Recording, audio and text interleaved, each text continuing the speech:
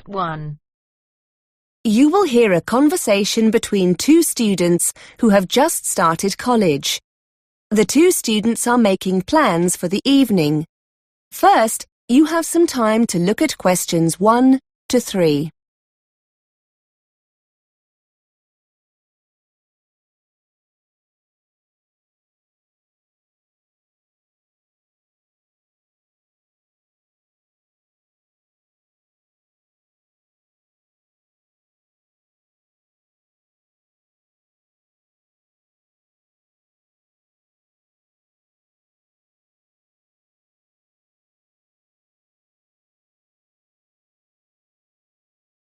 Now we shall begin.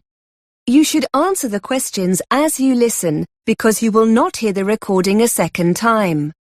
Listen carefully and answer questions 1 to 3. Hi Lydia, how was your French class? I enjoyed it. Francoise, the teacher, she's really nice and friendly. What about you? You're in the exam class, aren't you? Yes, it was good. There's a lot of work, but I think I'm going to enjoy it. Anyway, we were going to meet up later, weren't we? To see what the city centre's like. Do you still want to go? Definitely, yes. Some of the people in my class went out last night and had a great time. Where would you like to go? What would you like to do? I'm not that bothered, really. We could walk around for a while, do some window shopping, see some local sights. I wouldn't mind seeing a film later in the evening if you'd like to. My host family are cooking, so I don't think I'll be hungry for a meal or anything like that. I don't really want to stay out too late, no clubs or anything. What about you? Let's just see how we feel when we get there, shall we? My teacher told me it's late night shopping, so there should be lots to do. Shall I meet you after school? Before you hear more of the conversation, you have some time to look at questions 4 to 10.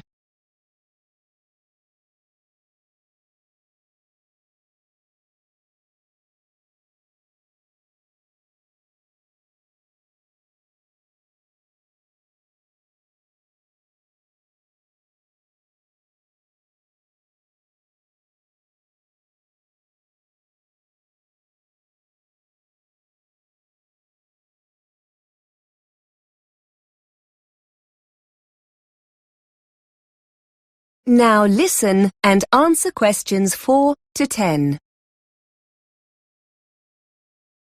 Well, I need to go back to my host family first. As I said, they're cooking me a meal and it'll be a chance to meet all their family. Shall I come to your house when I've finished? You're with the host family as well, aren't you? Yes, I haven't memorised the address yet. Wait a minute. Where's that card they gave me earlier? Here it is. Have you got a pen? Hang on. Right. Yes, what is it? OK, it's Mr. and Mrs. Andrews. You don't need that, do you? Here we are. The address. It's 60 Mayweather Road. It's in Coldfields, not far from the city centre, actually. My house is on the 14 bus route. It's easy to find. It's just across the road from the police station. If you get lost, here's the telephone number. 01764 388 64. Shall we say about 6? OK, that'll give me time to get ready. I'd like to find somewhere that sells paper and pens if possible. I'm sure you'll find somewhere. I'm hoping there's a bookshop. The teacher has recommended a good grammar practice book for the course. If we've got time, I could use this voucher the school gave us for a free coffee in the library cafe. Oh yes, I've got one of them too. Good idea. That is the end of Part 1. You now have half a minute to check your answers.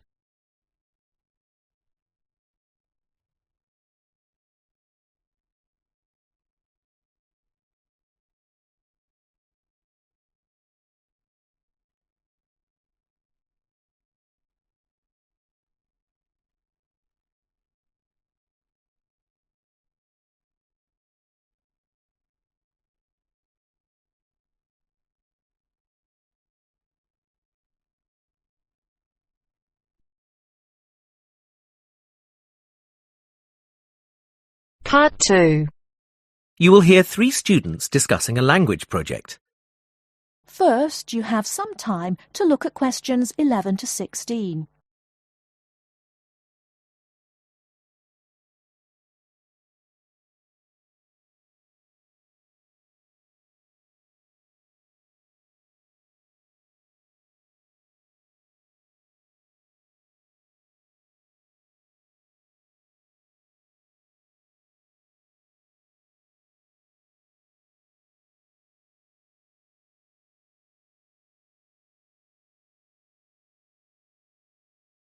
Now, listen carefully and answer questions 11 to 16. So, we need to get this field trip sorted out as soon as possible, don't we? Yes, let's get started. James, have you worked out which 2 countries we should travel to? Well, I thought we could go to the USA and Mexico because that's where the populations of most native languages are concentrated. But then I found out that the 3 languages we're most interested in are more widely spoken in Canada than Mexico, so I think we should go there instead. OK. Anna, weren't you going to think about our research focus? Yes, and I think I found 2 areas that would work well. Firstly, use of the 3 languages, Nardini, Salishan and Algic among the younger generation, people up to the age of 25. I found out that although there are many older speakers of Algic, it's used much less by the young.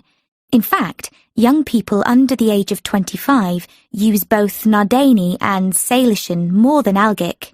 That's interesting. That means that native language use isn't really being affected by the older generations anymore. So what's the other focus area then, Anna?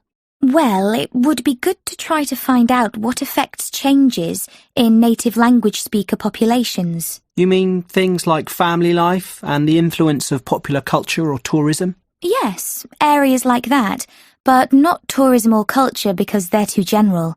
I think we should look at whether family has an impact in terms of passing on native language use, and possibly the effects of government language policy too. Government figures can be deceptive, but they're still worth looking at.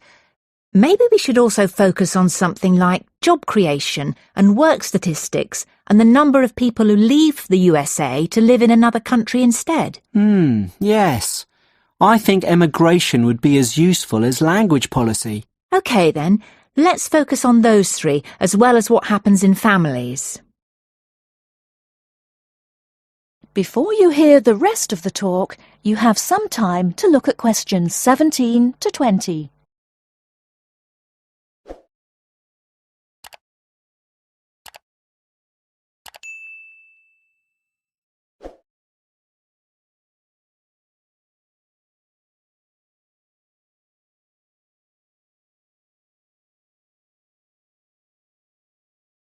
Now listen and answer questions 17 to 20. Well, shall we look at our route now? Most of the speakers we're looking for are in California, so we could start there. We can spend 2 weeks travelling around and meeting people to get some background information, and then start collecting data. What do you think about beginning in the southwest corner of the state and visiting the Barona Reservation? That's a good idea. We'll be able to get some interviews with native language speakers there. And then we could go to the Eastern Mountains to visit the local education authority of North County. They've got a native language project for school children. Why there? Wouldn't it be better to go to the education department in San Diego? It's bigger. But they focus more on Spanish and English bilingualism and less on native languages. In that case, the North County Education Authority will be more valuable, so let's do that. After that, we could head southeast to the town of Bishop. There's a company there called Cotec, which employs only bilingual speakers. I've emailed the managing director, who's happy to give us an interview. Oh, that's great work, James. It sounds like something we should definitely do. Right. Well, I'll email her to confirm. Also, we should go to Sun City. It's this bilingual town in the south-central area of the region. They have a policy whereby all signs in the town must be in the local language as well as English. We can take photos of these signs. They'll make good visuals for our report. But won't that be intrusive for the people who live there? No, they're used to it. The village is used as a model for other communities who'd like to do the same thing. In that case, let's add it to the itinerary. That is the end of part 2. You now have half a minute to check your answers.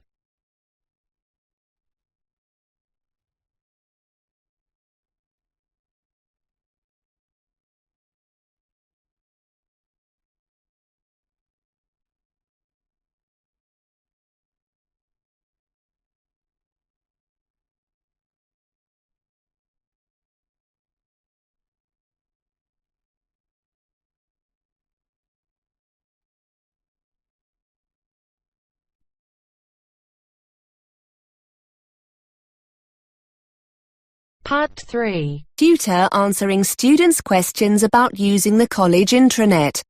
First, you have some time to look at questions 21 to 25.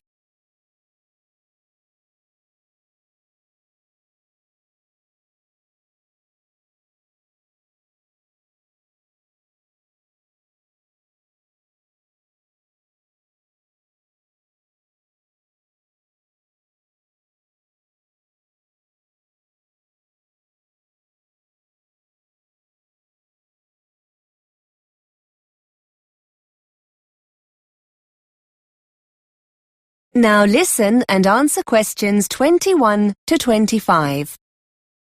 Hi everyone. I know you have lots of questions about the college intranet. My inbox is full of messages. I thought it would be quicker and more useful to come in and talk to you rather than respond to all the messages. I'm happy to answer, or try and answer, any questions you have about how to use it when we'll be making things available online. I'm the ICT champion for the department, so hopefully I'll be able to help. Yes, Mark, fire away. Can you tell us when the assignments are going to be put online? If you're talking about your second assignment, that should be on already. I uploaded it last Monday. Wait a minute, let me check the schedule. Here we are. No, tell a lie. It was the following day, the 14th. Tuesday, the 14th of October. Have you logged into the intranet yet? No. If the assignment's there, I'll download it after we've finished. Are you putting all the assignments up? Yes, I've been waiting for your subject tutors to email them to me. As soon as I have them all, I'll put them online. There's a deadline of the 24th of November. All course assignments need to be online by then. That's college policy for all staff, so they'll be there then for sure. Will there be anything else? Timetables, trip information, that kind of thing? Only there wasn't much online for our course last term. I know, but we're making more of an effort this time. We'll be releasing your marks for the first assignment soon. That'll be the 17th of November. You'll find them in your My Grades area. Again, the timetables are already there, Mark. You need to log in. I made these available at the beginning of term in September. According to the schedule here, the booking forms, for those who want to go on the Belgium trip, will be available next week on the 29th of October. So don't forget to check then. You need to get these back to us quickly if you want to go. The trip's coming up soon, isn't it? Let's see. Yes, the 19th of November. Now remember, there are lots of learning materials on the intranet as well. Quizzes, web links. Before you hear more of the conversation, you have some time to look at questions 26 to 30.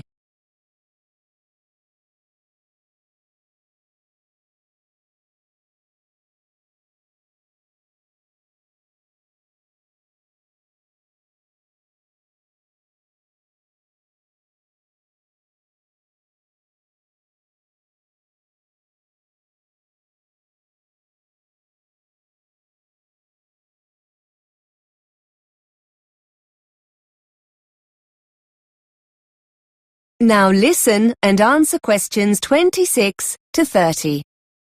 Sir, wouldn't it be easier if we were just given the documents, so we don't have to go online to get them? I know it seems a little frustrating, Claire, but we're doing it this way for a good reason. We're trying to cut down drastically on the amount of paper we get through. I'm afraid that students are always losing documents we give out in class. So we've decided to stop doing this. You have a limited printing allowance, which means you'll probably be more careful with any documents you have to print off. Besides, it means you'll always know where the information is when you need it. If you're at home and you forget an important date or need a document urgently, you can always log into the intranet and get it. You said something about quizzes, sir. Yes, we've had permission from the exam board to put some of their past papers online in an interactive form. That means you'll be able to get answers immediately with some feedback. They'll make a nice change from using the paper copies. Most of them are already online, and I'll be putting the rest on over the next couple of weeks. As I said, these are authentic past papers, so you'll get a really clear idea of your progress. Just to let you know, the technology tracks your scores, so your tutors will be able to tell who's having problems and what areas of the syllabus you might need help with. So it's definitely worth spending some time doing them. That is the end of part 3. You now have half a minute to check your answers.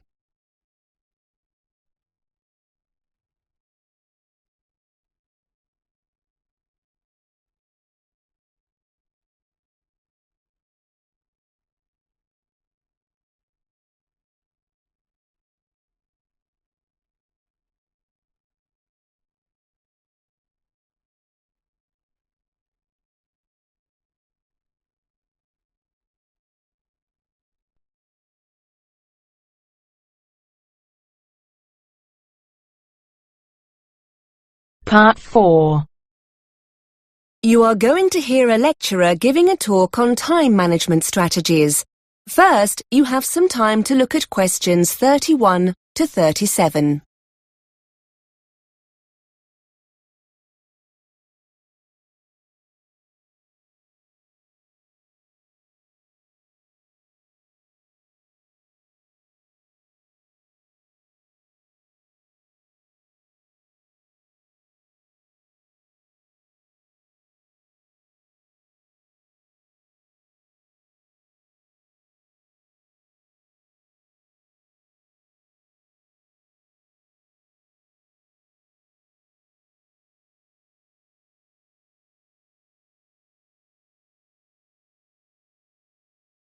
Now listen and answer questions 31 to 37. Hi everyone. Today Mark has come in to talk to you about time management strategies. If you remember, in the introductory session, I told you the difference it can make to your studies, so this is an incredibly important session. Thanks, Mark. Hello. Yes, I'm Mark.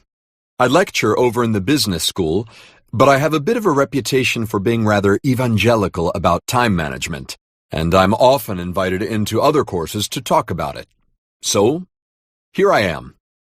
You've now come to the end of your first week at university, and you've probably noticed how different it is from school or college. For some people, this step up comes very naturally, but in our experience, many students find this new regime a challenge. People aren't watching over you anywhere near as much, and you're expected to be far more responsible for your own learning. Research I've carried out shows that 65% of male students have poor time management skills. It's not quite so high for females, but still, a majority of 55% would benefit from developing these skills. Students who don't will see their grades and general progress suffer as deadlines are missed or work gets rushed, with a decline in the quality of work as a result. In a nutshell, you need to be aware of the big picture, to know what's coming down the line at any given time and what needs prioritizing. Start by creating that big picture, using our yearly academic planner, and don't hide it away in a drawer somewhere. Give it pride of place somewhere, like on the bedroom wall, so you'll have daily reminders of what's approaching. During this first week, you'll have been given seminar and lecture times, essay deadlines, exam dates, and so on. Add these dates to your planner and add any new deadlines, such as seminar presentations or tutorial dates, as you get them. Those important non-academic occasions shouldn't be ignored either. Trips back home for family celebrations need to be factored in. Looking at your planner, the first thing that will strike you is how much time you have on your hands. Just a few seminars here and there, a couple of lectures on Tuesday and Thursday. Easy, you think. But this is very misleading indeed. Your planner only looks empty because it doesn't show all that essential self-study you'll need to do. And, as there's no one else structuring this time for you, you'll need to manage this yourself. You don't want to waste those hours between lectures or seminars in the cafe. Use this time to read through your lecture notes, prepare for the next seminar, or do some research for that next assignment. Essentially, structure your days on a 9-to-5 basis as if you were a full-time employee, and start to calculate how you're going to fill those gaps efficiently. Start by considering how you're going to meet all those deadlines. If there are any cooks among you, you'll know that putting a nice meal on the table requires more than just, well, cooking. You need to research the ingredients, buy them, chop, slice, mix, and so on. Cooking itself is a long way into the process. It's the same with that essay you have to write, or that presentation you might have to make. They need careful planning beforehand, and that time needs to be built into your preparation. Start prioritizing what needs doing and when. Download our monthly and weekly planners to help you map it all out. Before you hear the rest of the lecture, you have some time to look at questions 38 to 40.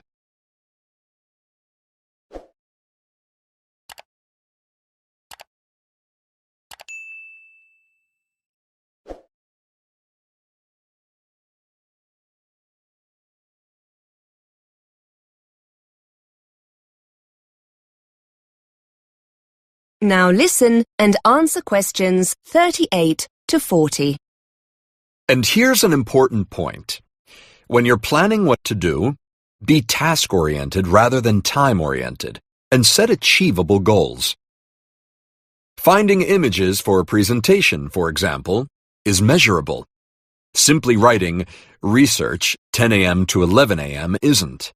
This task-oriented approach will be immensely helpful, forcing you to break your preparation down into individual, achievable steps.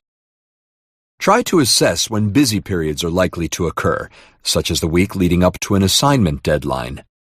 Are there any evenings during the week you could put aside for extra work? And, just as importantly, make a note of any times you won't want to be working. You'll need time for you. Sessions in the gym, evenings when your favorite programs are on TV. Don't forget to schedule in time for non-academic activities like going shopping or doing the laundry. It's best to have a fixed time each week for jobs like these, so they don't interfere with your academic work. Finally, decide where you're going to do your self-study. Will you be distracted by the TV, the internet, or friends if you stay in your room? Perhaps the library will be a better place. Anywhere that encourages you to prevaricate should be avoided at all costs. Starting with the big picture and then working towards individual goals will leave you feeling in control, rather than being pulled here and there, firefighting as the next deadline looms. That is the end of part 4.